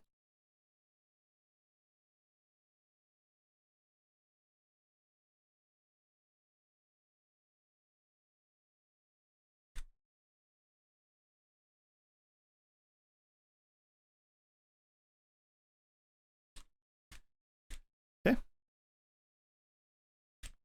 Fait qu'on a ici le fichier, le readline va prendre la ligne 1, puis va lire une ligne, hein, ça le dit bien. Donc, si je regarde, mettons, mon fichier, va lire cette ligne-là avec le backslash n, puis il va sauvegarder ça dans la variable. Fait qu'ici, la ligne 1, c'est mon hello backslash n. La ligne 2, c'est mon hello backslash n, mon salut backslash n, puis mon ligne 3, c'est mon salut backslash n. Ici, qu'est-ce qui est intéressant de remarquer, c'est que je n'ai pas changé la méthode. Fait ici, dans l'objet fichier, il y a un concept d'un curseur. Donc, comme vous avez pu voir avec des requêtes SQL puis en PLSQL, là, le principe de curseur, c'est où c'est que je suis rendu en ce moment. Ben, ici, le principe du curseur indique où dans le texte je suis rendu à ma lecture. Fait que quand je fais un readline, il va lire la ligne, puis il va placer le curseur où c'est qu'il est rendu dans la lecture. Fait qu'on va aller chercher le prochain, on va aller chercher le prochain, et ainsi de suite. Ah, excellente question. Fait que je retourne la question contre vous. Pourquoi est-ce qu'il y a un espace avant le salut et avant le bonjour? Ça ici, c'est une... Ben, le backslash n, ça fait des sauts de ligne. Ça fait pas des espaces.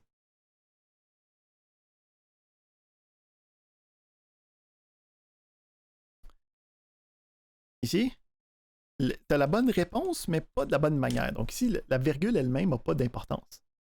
Mais le print, quand on met des éléments à l'intérieur, lui, il rajoute des espaces automatiquement. Hein? Donc, lui, ce qu'il fait, c'est qu'il affiche ligne 1. Ligne 1, c'est quoi? C'est allo backslash n. Et qui est rendu ici, là, il veut afficher ligne 2, mais avant d'afficher ligne 2, qu'est-ce qu'il fait? Il met tout le temps un espace entre chacun des éléments. Il rajoute un espace, puis là, il affiche ligne 2. Puis ligne 2, c'est quoi? C'est salut backslash n. Puis entre ligne 2 et ligne 3, il rajoute un espace, puis là, après ça, il affiche ligne 3. Exact. Donc, si on ne veut pas avoir de séparateur, je peux mettre le séparateur vide, puis lui va aller chercher automatiquement juste la partie avec le texte et le backslash n.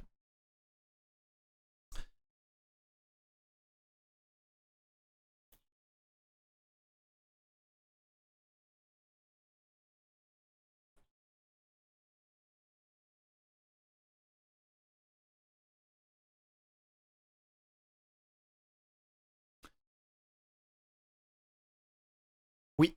Donc, ici, le curseur va être utilisé comme endroit où c'est qu'on va venir rajouter des données et ainsi de suite. Mais c'est pas des choses que nous, on va faire beaucoup. Parce que en ce moment, on l'a juste ouvert en lecture. Là, fait qu'on peut pas comme lire et rajouter des données en même temps. Habituellement, ce que tu vas faire, c'est que tu vas lire le fichier, puis tu vas en créer un nouveau ou tu vas comme générer. Il y a très peu de modifications in place de fichiers qui se fait. C'est habituellement, on ingère, on transforme, on exporte. Ou sinon, ça va être je lis d'un bord, puis je suis en train de recréer le fichier de l'autre bord de manière séquentielle pour que ça soit un flux de données que la taille n'a pas d'importance. Parce que la problématique, c'est que quand je veux modifier un fichier déjà existant, si je veux insérer des choses, informatiquement parlant, c'est très difficile parce qu'il faut tout que je pousse les données. Puis pour tout pousser les données, il faut tout que tu copies les données. Puis pour des fichiers très gros, ça devient extrêmement fastidieux comme opération. Fait que c'est pas c'est quelque chose qu'on veut éviter de faire de la lecture et de l'écriture en même temps. On est mieux de faire de la lecture et de faire une copie du fichier en même temps, au besoin. Ouais, donc on continue. On avait vu le principe du readline. On a le read qui me permet d'avoir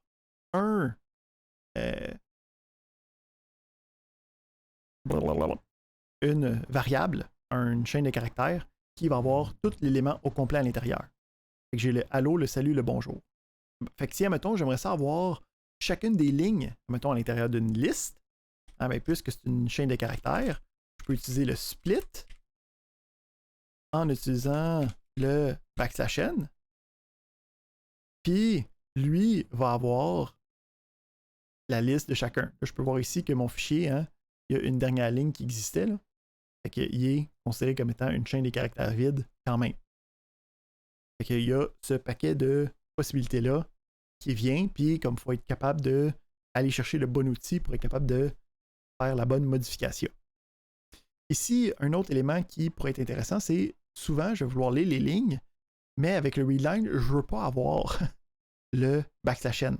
Je veux juste avoir le texte de la ligne, je veux être capable de le modifier, puis après ça, de comme le réimprimer, mais je ne veux pas avoir le backslash n.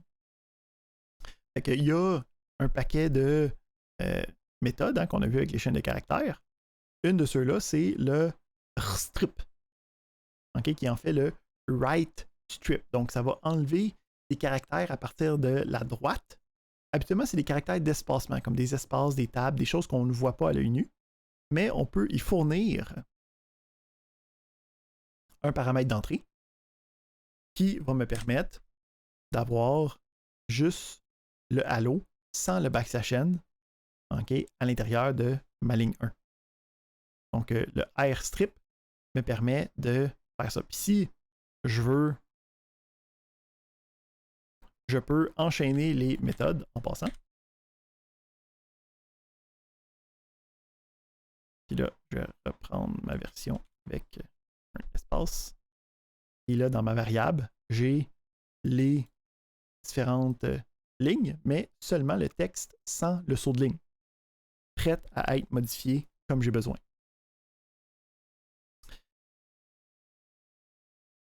Excellent. On continue. On peut aller écrire des valeurs numériques, ou on peut aller lire des valeurs numériques, mais il faut faire attention parce que quand on travaille avec des valeurs numériques, je ne peux pas faire write directement d'une valeur.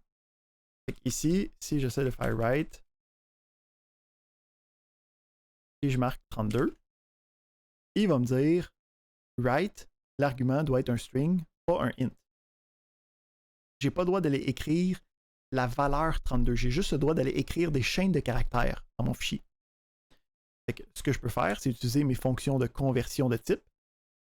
Ça ici, ça va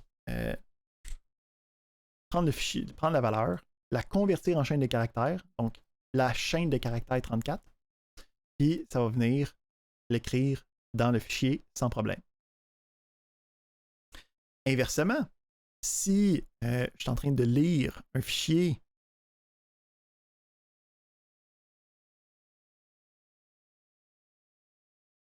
on a maintenant le fichier qui est... On va le mettre sur le côté ici. Non, on va le mettre en bas. Comme ça va être moins dérangeant. Et je vais le mettre plus petit. Pas besoin qu'il soit si gros. Fait que si on revient ici, puis on fait nos readlines, là, OK? Hop, on veut juste cette ligne-là. Donc, la ligne 1, la ligne 2, la ligne 3, en ce moment, ces éléments-là, c'est des chaînes de caractères. Si j'essaye de faire, admettons, une opération arithmétique, ça va me donner une erreur. Parce que ce n'est pas le nombre 32 qui est dans la ligne 1, c'est le texte 3,2. Fait que si je veux, je peux le convertir en nombre. Ça l'affiche la même chose, mais derrière, moi, je sais que maintenant, c'est une valeur numérique que je peux modifier puis que je peux traiter de manière arithmétique. Donc, faire attention au type d'éléments. Hein. On commence à ramasser plusieurs charges en même temps. On continue. On a les traitements en boucle d'un fichier. Donc, souvent, on va vouloir continuer de lire un fichier tant que le fichier n'est pas vide. Hein? Donc, il y a différentes manières de faire ça. Pour l'instant, j'avais utilisé une version copier-coller. En programmation, c'est jamais la bonne chose. Là. Donc, il y a des versions avec des boucles qui vont nous permettre de faire ça de manière beaucoup plus élégante. Première version avec le for. Donc, on a notre open. Okay? On est capable de faire le readline. Puis le principe, c'est que tant que la ligne n'est pas vide, donc tant que ce n'est pas une chaîne de caractères vide, on se souvient, ça ici, c'est l'opérateur de comparaison différent de, qui me dit donc tant que la ligne n'est pas vide, on l'affiche, puis on va lire la prochaine ligne qui va me permettre de traiter ça. Donc ici, c'est ce qu'on s'attendrait si on a juste des outils de base, on est capable de faire ça. On va voir que Python, en fait, ça arrive très peu souvent qu'on l'utilise comme ça parce qu'il y a des fonctionnalités qui nous permettent de avoir ça d'une manière plus conviviale. En fait, si je fais juste ouvrir mon fichier, puis je plug ça dans une boucle. Donc, j'avais dit que la boucle for est capable de traiter n'importe quoi qui est itérable, okay, qui a des itérateurs intégrés. Donc, on peut avoir des listes, il y a des itérateurs intégrés. Puis si j'envoie un fichier, ben lui, il va automatiquement comprendre que je veux aller traiter chacune des lignes. Puis il va avoir une itération automatique sur chacune des lignes. Donc ça ici, ça va ressembler pas mal plus à qu'est-ce qu'on fait habituellement quand on travaille avec un fichier. Puis en fait que là, on a encore le même principe du open, on travaille, on le referme. Mais il y a une version encore plus avancée, OK? Mais avant de traiter de cet élément-là, il faut faire un petit détour sur un élément qui est les exceptions en Python. Donc, quand on travaille en Python, on a la possibilité d'avoir des exceptions. Une exception, en gros, c'est une erreur. Okay? C'est la nomenclature des langages de programmation. Là, quand il y a quelque chose qui ne marche pas, quand il y a une erreur, on appelle ça une exception. Donc, il y a différents types d'exceptions. Hein? Donc, tantôt, quand j'essayais d'ouvrir, admettons, un fichier qui est non disponible, je peux voir que j'avais un file not found error.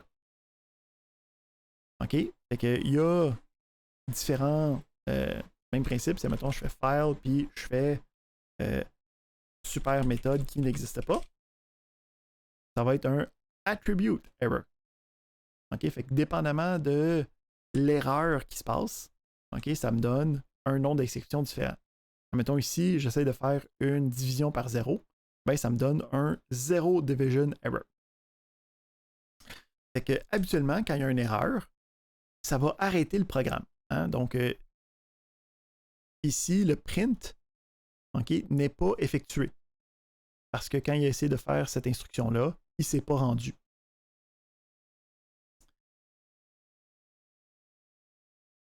On est capable de gérer ou de traiter les exceptions.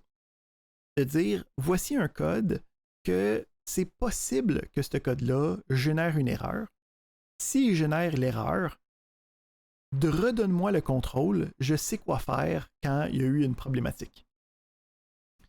Fait que pour être capable de faire de la gestion d'erreurs, on va avoir le try-catch.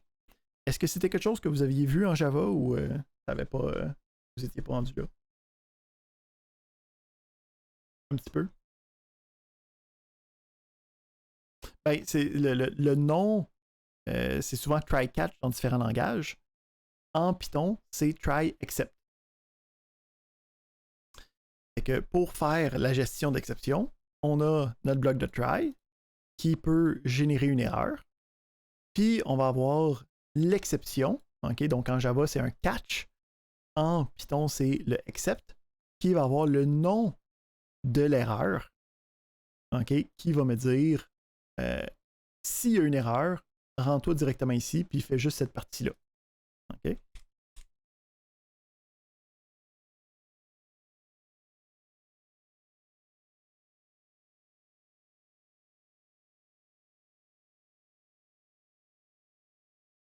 Répète ça, je suis pas certain de.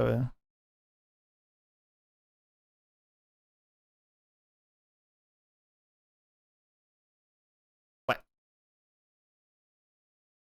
Mm-hmm. Ouais. Fait ici, bon, premièrement, on va juste voir hein, l'erreur avec le 0, ça marche. Mais si, admettons, je fais quelque chose d'autre. Ah oui, là, ça marche.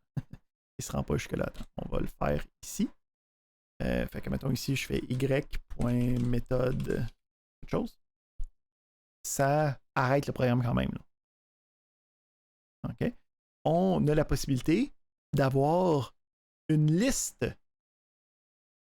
d'erreurs possibles.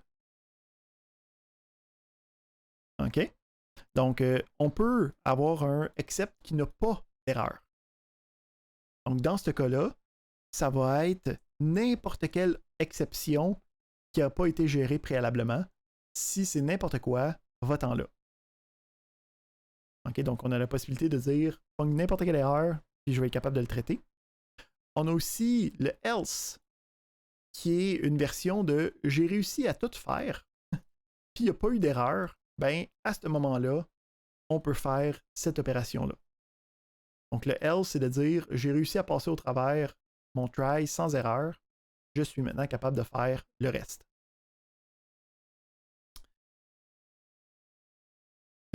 OK. Fait que le principe d'exception, ça va bien.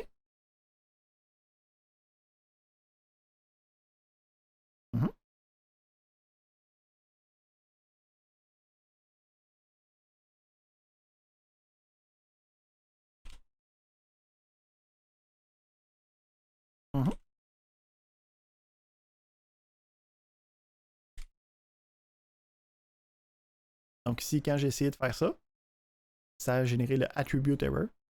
Je me suis rendu ici. Puis il y a eu le print, ça a mal été. Puis après ça, il continue normalement après ce try-là.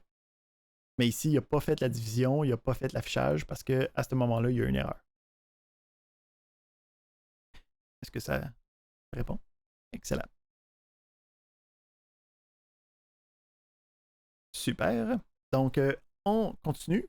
Ici, on ne se rendra pas jusqu'à la fin. Je pense qu'on va faire les 7.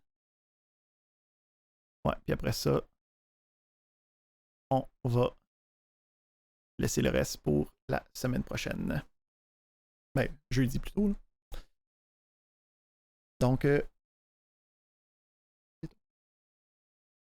Donc, on a ici, gestion avancée, le exception, ouais.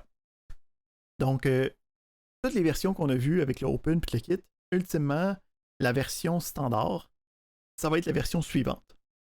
Donc, le WIT me permet de faire une opération que ça. Pardonnez-moi. Que ça se peut qu'il y ait une erreur.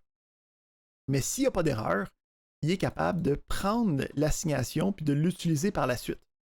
En gros, ça va me permettre de faire automatiquement mon ouverture, ma fermeture, puis ma gestion de fichiers avec juste une ligne à la place de plusieurs.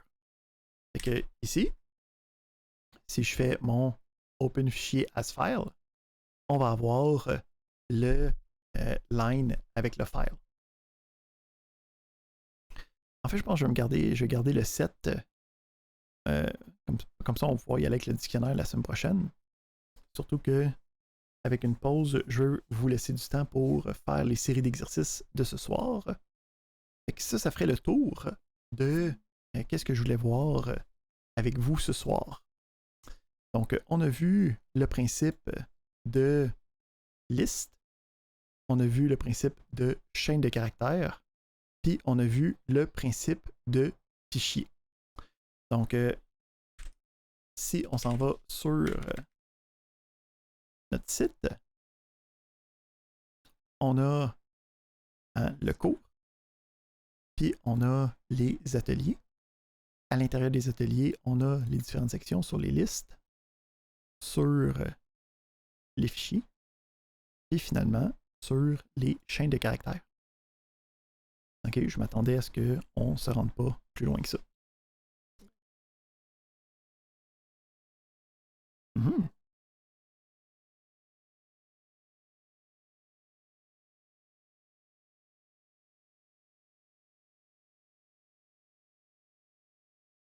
Il n'existe pas en fait, parce qu'on n'utilisait pas encore les Jupyter, mais si tu vas ici,